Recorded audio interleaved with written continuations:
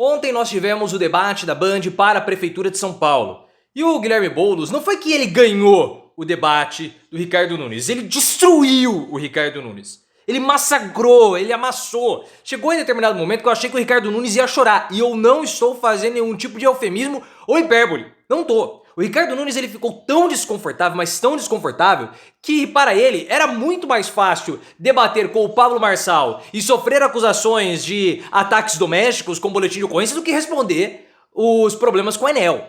O Boulos foi destruidor para o Ricardo Nunes. Nunes nervoso, eu vou mostrar o vídeo pra vocês dele se abraçando, Nunes claramente demonstrando nervosismo, com a boca seca, gaguejando. Ele não sabia pra onde ir o Ricardo Nunes. Foi um verdadeiro massacre. O problema pro Guilherme Boulos é que ele tem uma rejeição muito alta. Boulos errou na estratégia no primeiro turno ao não preferir o Pablo Marçal para ser enfrentado no segundo turno. Agora ele tem que remar muito contra a maré. Eu vi uma comentarista política, Raquel Londin, dizendo que essa postura do Boulos foi uma postura muito agressiva que pode aumentar a rejeição dele. Eu não vejo isso. Boulos fez no debate o que deveria ter sido feito mesmo. Aumentar a rejeição para 60%, 58% para 60% não é nada, mas eu gostei muito do debate, da forma como o Guilherme Boulos amassou o Ricardo Nunes. Na sua opinião, o que você achou do debate?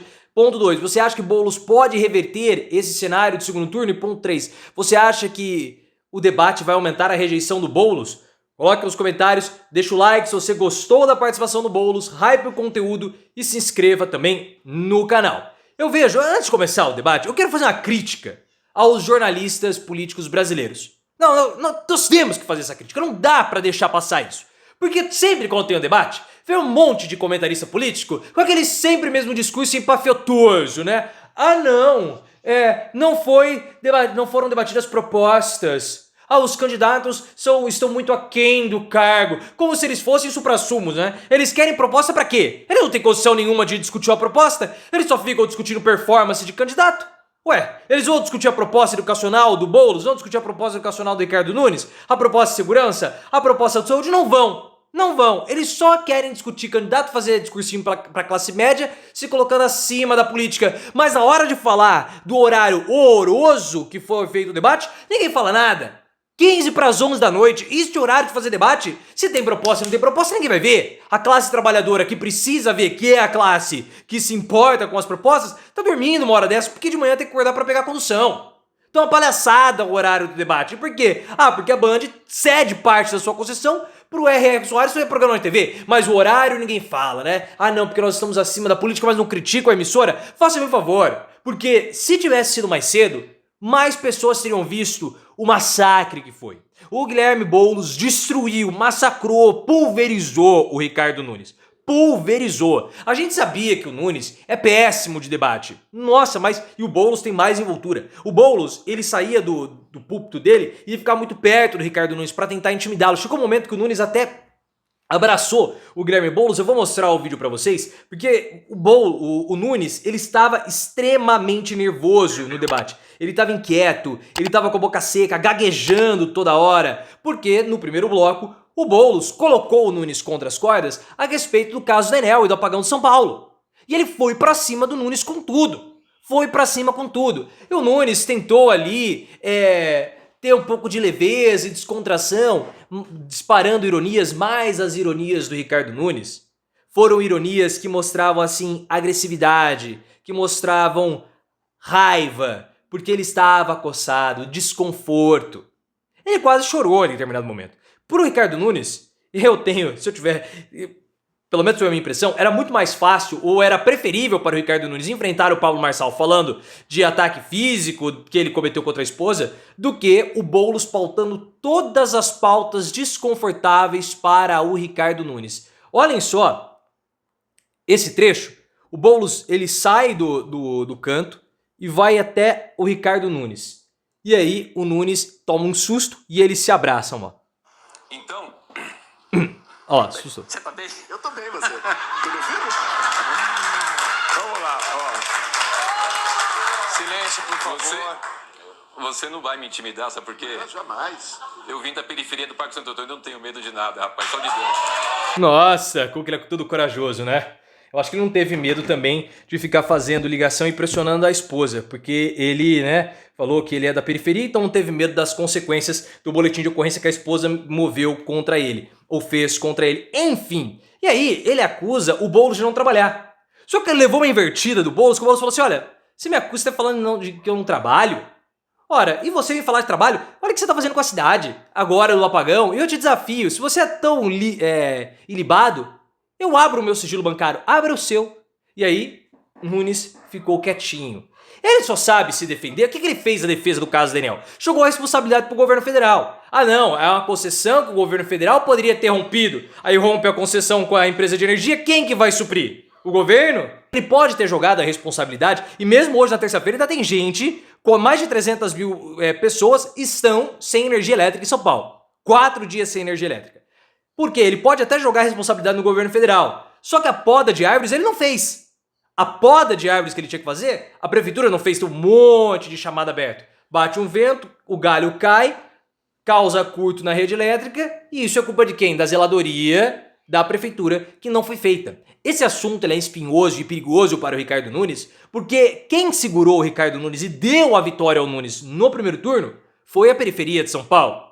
O Nunes ele conseguiu zerar a fila de creches da prefeitura. Isso é um ativo muito importante. É um ativo que ele tem substancial, que ele pode apresentar para cima do Guilherme Boulos, e o Boulos não tem muito o que argumentar com relação a isso, porque a fila de creche foi zerada. E na periferia, onde você tem a mãe solteira que precisa colocar o filho na creche para poder trabalhar, essa realização do Ricardo Nunes é algo que toca, por óbvio.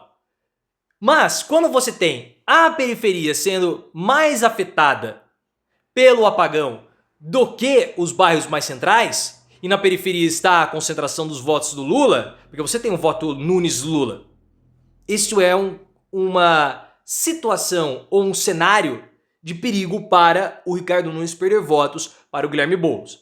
É claro, o Boulos ele tem uma rejeição altíssima.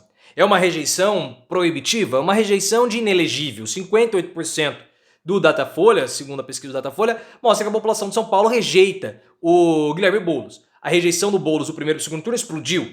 E isso dificulta, por óbvio, a votação do Boulos ou até mesmo a sua vitória. A gente sabe que o apagão vai aumentar a rejeição do Ricardo Nunes. O que nós não sabemos é o quanto que essa rejeição vai aumentar. Se vai aumentar a um nível que pode superar a do Boulos ou trazer de volta o Guilherme Boulos para a disputa política ou para a disputa da campanha. Nós não sabemos. A Raquel Landim do UOL, isso nós vamos ter que ver no próximo Datafolha, porque o Datafolha começou a coleta de dados ontem, então pegou o período do apagão. A Raquel Landim do UOL disse que essa postura agressiva do Guilherme Boulos pode aumentar a rejeição, porque o Nunes foi muito bem. Onde o Nunes foi bem. A Raquel Landim, ela quer emular a Madeleine Lasco, a Madame Lasco, a gente fala aqui. Mas não dá. Tem comentarista político que ele é bom para trazer informação. Tem comentarista político que é bom de fazer análise. A Raquel Landim não é boa de fazer análise. Porque se a rejeição do Boulos aumentar, o que muda para ele? Nada. O Boulos errou na estratégia do primeiro turno. Agora está nadando contra a maré. Ele tem que ter aquela postura combativa mesmo, se colocando como alguém indignado junto com a população. Se a rejeição do Boulos for para 65%, o jogo já está praticamente perdido mesmo. Não vai mudar absolutamente nada. Não adianta, então o Boulos fez aquilo que ele deveria fazer. O problema do Boulos, na verdade, é o discurso dele. O discurso do Boulos ele é muito bom, ele é muito bonito, ele é muito desenvolto, mas ele não toca a alma da pessoa. Diferentemente do Lula. Eu trouxe pra você, deixa eu ver se eu tenho aqui no meu celular, o discurso do Lula no debate, aqui, no debate da Band, do primeiro debate da Band em 2022. O Lula é acossado pela Soraya Tronic e ele dá uma resposta que toca a alma da pessoa que tá vendo, principalmente da população de baixa renda. O Boulos ele não tem isso, e eu vou explicar daqui a pouquinho, mas eu quero que você veja a fala do Lula pra Soraya Tronic. Olha só. Pra você entender o que eu tô falando. Lindo que o senhor fala só existe na propaganda eleitoral do senhor. Ó. A segunda coisa que eu queria dizer para a candidata Soraya é de que nesse país se consegue falar muita coisa e a senhora disse que não viu esse país que eu falei acontecer. O seu motorista viu. O seu jardineiro viu. A sua empregada doméstica viu. Você pode perguntar para sua empregada doméstica que ela viu que esse país melhorou. Ela viu que ela podia almoçar e jantar todo santo dia, que ela podia tomar café. Ela viu que o filho dela poderia entrar numa universidade. O seu jardineiro viu. Era porque os pobres efetivamente... Esse discurso do Lula toca a alma. Falta um pouco disso ao Boulos. O Boulos, ele é aquele jovem da classe média do movimento estudantil. Ele não vivenciou, ele experienciou. Ele fez parte do movimento social, claro, mas no fim do dia, ele ia para casa dele. Ia lá, com o pai, com a mãe. Ele não viveu a pobreza de fato, a desgraça. O Lula viveu. Por isso que o léxico do Lula, as palavras, os símbolos, as expressões, o linguajar, tocam. E do Boulos, eles chegam perto, mas eles não tocam a alma. É um discurso, claro, de alguém preocupado, de alguém bem intencionado. Mas ele não consegue ser arrebatador, como é o discurso do Lula.